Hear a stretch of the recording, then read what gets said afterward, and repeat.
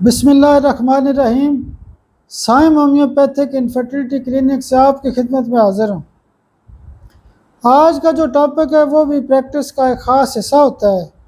اکثر بزرگ حضرات آتے ہیں، وہ کہتے ہیں کہ ڈاکٹر صاحب مجھے پارکنسن ڈیزیز ہے، مجھے کوریا کا مسئلہ ہے، میرے ہاتھ کانپتے ہیں، میرے بازو یا ہاتھ مسلسل ہلتے رہتے ہیں۔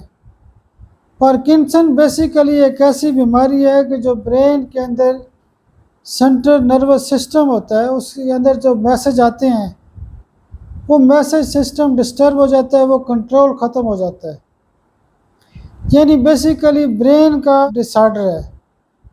آپ کے میسیج صحیح طرح پاس نہیں ہوتے، ٹھیک ہے، سینٹرل نروس سسٹم جو ہوتا ہے وہ خراب ہو جاتا ہے۔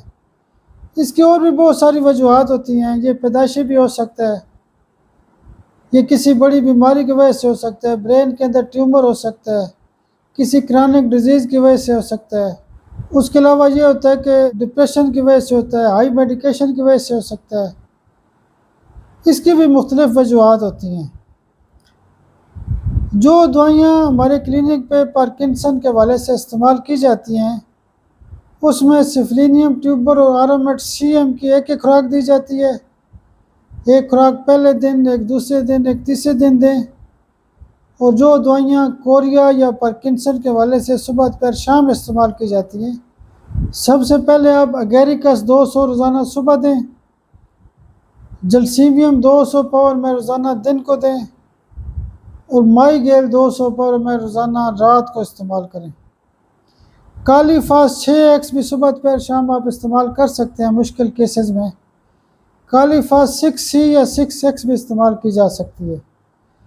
اس کے علاوہ جو پارکنسن کے مشکل کیس ہوتے ہیں، اس میں اگر آپ اوینا سٹائیوا استعمال کرتے ہیں ٹنکچر میں 10 قطرے صبح دوپہر شام، تو پارکنسن کے مشکل سے مشکل کیس بھی ٹھیک ہو سکتے ہیں، تھوڑا ٹائم لگتا ہے۔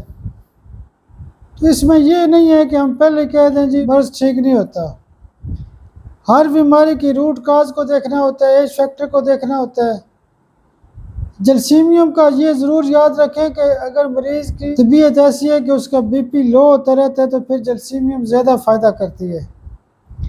علامات اور سائنز اور سمٹم کو پورا فوکس کریں تو پھر علاج ممکن ہے۔